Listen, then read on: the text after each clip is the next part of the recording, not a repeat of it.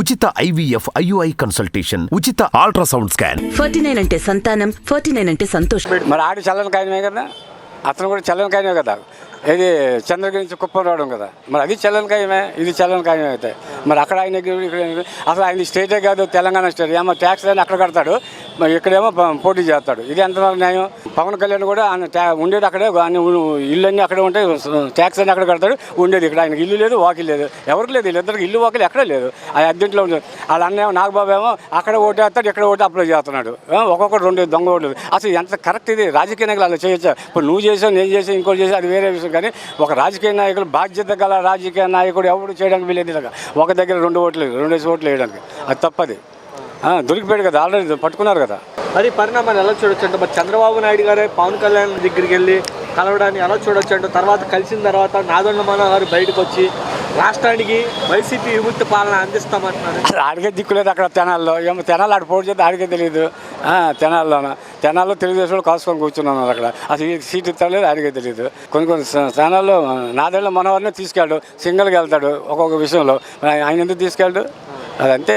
Okay, మరి ఎలా చూడొచ్చండి ఈ పరిణామాలు? చంద్రబాబు నాయుడు గారు అంత విజనరీ, అంత 40 సంవత్సరాలు విజనరీ అంటున్నాడు, 40 సంవత్సరాలు ఎక్స్పీరియన్స్ అంటున్నాడు. అయితే పవన్ కళ్యాణ్ గారి దగ్గరికి వెళ్ళి కలవడాన్ని ఎలా చూసుకోవచ్చు అంటారు? అదే ఆయన భయం వేసే కాస్త ఓట్లు 3%, 4% ఏదో నాకు కలుస్తాయని ఆయన బాధ. అప్పుడు తెలుసుకున్నారు, తూర్పుగోదావరి, పశ్చిమ గోదావరి తెలుసుకున్నారు. ఏమో మేము తీసుకెళ్ళి ఓట్లు ఆడికేయడం ఏంటి, ఆడి సీఎం అవ్వడం ఏంటి, మేము నీకు పని చేయడం ఏంటి, వాళ్ళు కూడా తెలుసుకుని ఇప్పుడు కొద్దిగా మార్పులు జరుగుతున్నాయి ఆ 2 జిల్లాల్లో.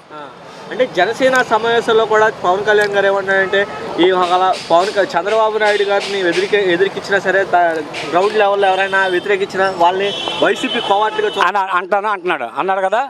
ఆయన బలహీనత, అంత బలహీనంగా ఉన్నాడు బాబు. ఇప్పుడు నేను వైసీపీ పార్టీ. ఇప్పుడు వైసీపీ అయితే బాలేదా, ఇష్టం బాలేదని అంటాను అంటే కోవట్ అయిపోతానా? నాకు పార్టీ అభిమానం, వ్యక్తిగతం కాదు, పార్టీ ముఖ్యం.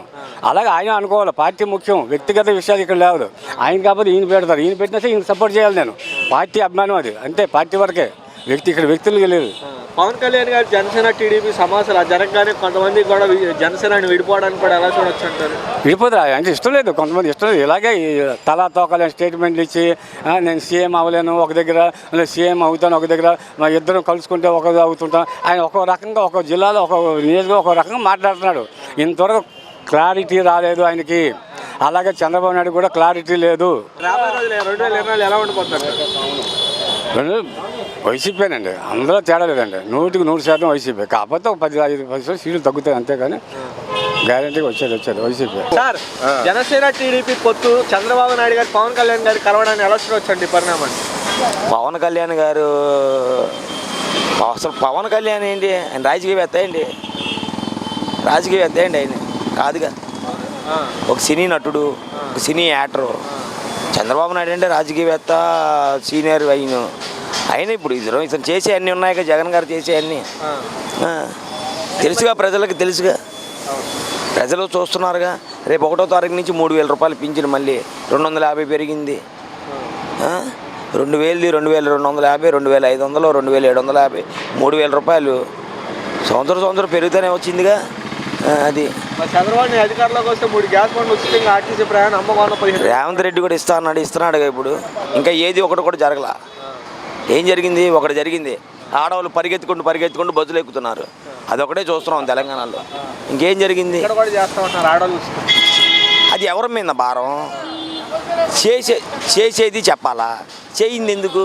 మనకేగా భారం, ప్రజలకేగా భారం. అది మన డబ్బేగా. సార్, పవన్ కళ్యాణ్ గారు మరి పొత్తుల్లో ఈ రాష్ట్రానికి వైసీపీ విముక్తి పరిపాలన అందిస్తాం, 160 సీట్లు గెలుస్తాం, 1 సీటు కూడా ప్రకాశం జిల్లాలో రాని అంటున్నాడు. ఎవరు? పవన్ కళ్యాణ్ గారు అంటున్నారా? చూద్దాం. ఇంకా అది 5 నెలలు కూడా లేదు టైం, 4 నెలలు ఎంత ఉంది. 100 రోజులు ఈ ప్రభుత్వానికి ఉన్నా. నోటికి మాట్లాడడానికి ఏదైనా అడ్డు తగులుద్దా? తగలదుగా. మనం మాట్లాడే మాటకి అడ్డు ఏం తగలదు. ఎలాగొస్తే అలా మాట్లాడేవచ్చు. చూద్దాం, 4 నెలలు ఉందిగా, చూద్దాం. 3 నెలలు సీఎం ఎవరో తెలుసుద్దిగా మీకే. అది సార్, జనసేన ఇప్పుడు అలాగే ఇప్పుడు రాష్ట్రంలో కూడా జగన్మోహన్ రెడ్డి గారు కొంతమంది ఎమ్మెల్యేలు పోస్టులు మార్చుతున్నాడు, వేరే చోట నుంచి ఇంకో చోట. అక్కడ దాన్ని ఎలా చూడొచ్చండి పరిణామాన్ని? ఇప్పుడు మారుస్తున్నారంటే అది ఆయన ముఖ్యమంత్రిగా ఆయన ఇష్టం, మార్చవచ్చు, తప్పు లేదు.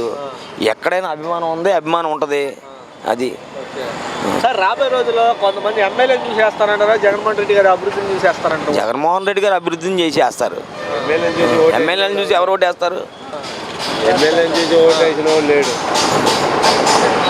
ఇప్పుడు నువ్వు ఒక ఆఫీసర్వి, నువ్వు ఇంట్లో కూర్చుంటావు, నీ కింద స్థాయి ఉండి నేనేం చేస్తున్నాను నీకు ఎట్లా తెలుసుద్ది?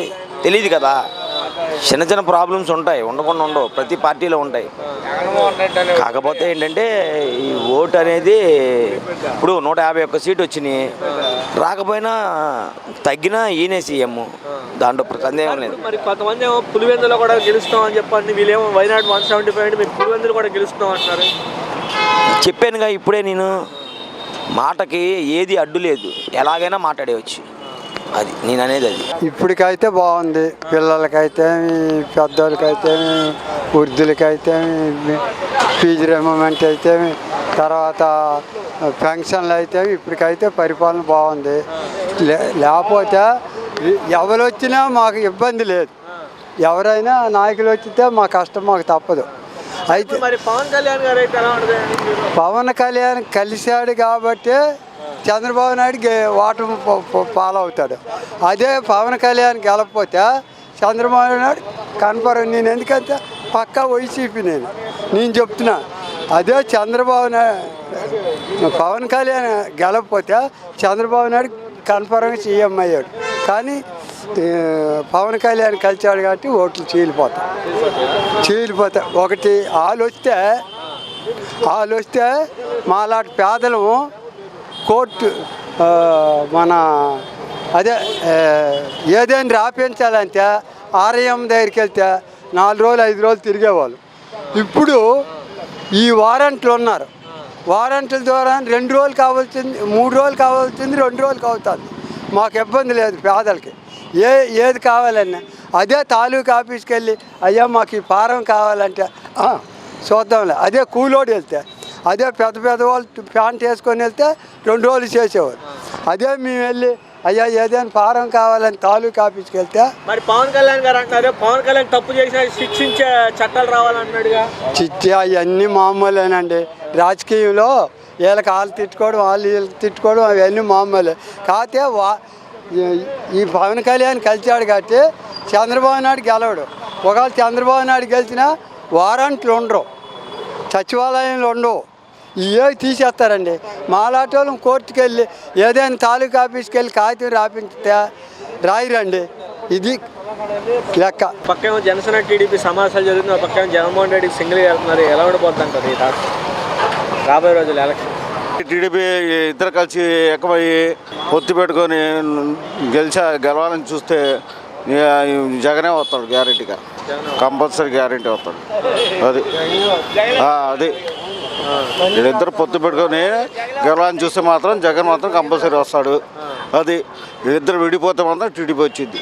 అది కలపాలని కొంతమంది ప్రయత్నం చేస్తున్నారు. అవన్నీ కలిపినా కూడా జరగదండి. అది కలిపినా కూడా పొత్తు ఉంటే మాత్రం జరగదు. అది టీడీపీ పోయింది, అది డిపాజిట్లే రావు.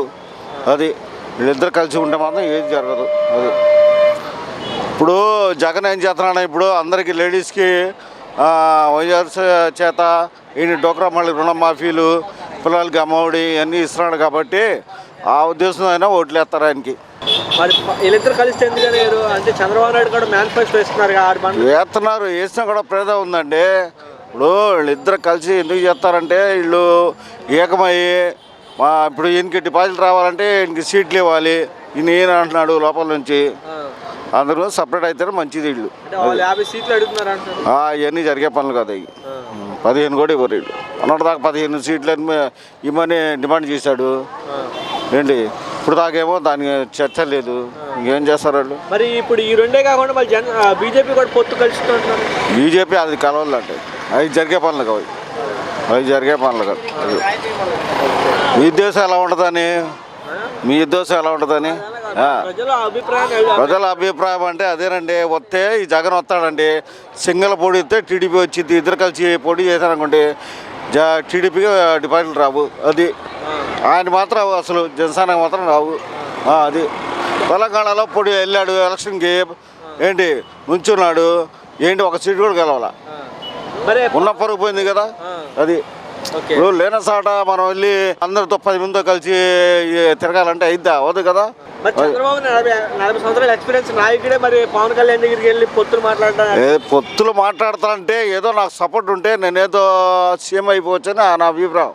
మొన్నటిదాకా జైల్లో ఉండి వచ్చాడు కదా, ఈ రకమైన ప్రజల మీద అభిప్రాయం పెరిగిద్ది ఏంటి, ఒక సినిమా యాక్టర్ని చూసి మనకి ఓట్లు వేస్తారు అన్న ఆలోచనలో ఉన్నాడు. కానీ డైరెక్ట్గా పోటీ చేయాలనే ఉద్దేశం ఆయనకి లేదు. అది ఎందుకంటే ఈ జగన్ చూసి భయపడుతున్నాడు ఆయన. మళ్ళీ ఆయనే వస్తాడేమో, ఇటు పొత్తు పెట్టుకుని నేను గెలవచ్చేమో అనుకుని ఆయన ఉద్దేశం. అది లేడీస్ మాత్రం కంపల్సరీ వేస్తారు.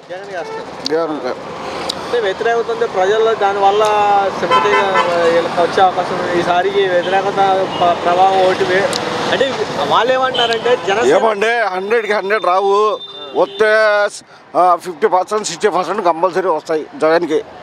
అది మాత్రం గ్యారెంటీ.